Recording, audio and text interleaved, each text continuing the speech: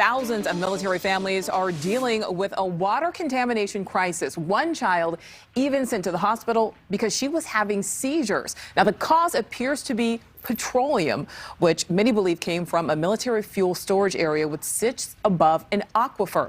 And right now, families, agencies, advocates are all outraged by the Navy's response. Gina Mangieri from our Honolulu station KHON is following what some are calling the most significant military housing problem to date, Gina. Yes, Nicole, that's right. Now, I'm here in an area called Red Hill in Honolulu, and it's one of the many places that some of the tens of thousands of military members and their families that comprise our population in Hawaii live. You can see here over my shoulder, these are the roofs of the Aliamanu housing reservation, for example, one of the many communities that has experienced a fuel-like smell in their water coming out of their taps since Sunday.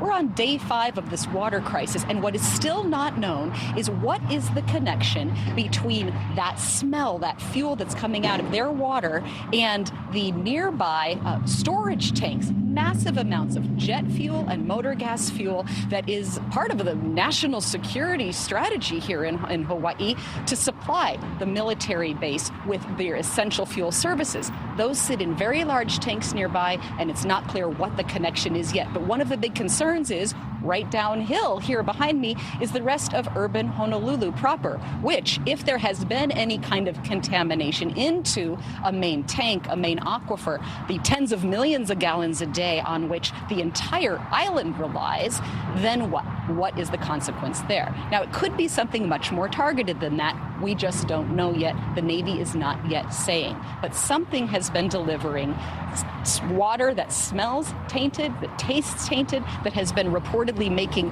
pets, children, and adults sick by the hundreds throughout the military communities here in a particular part of Oahu.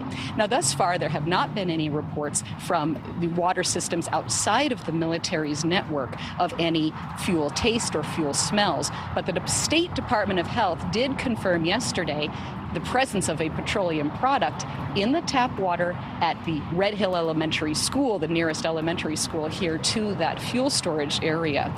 Now, all of the drinking fountains, the water sources in that have been capped off at that school and others nearby.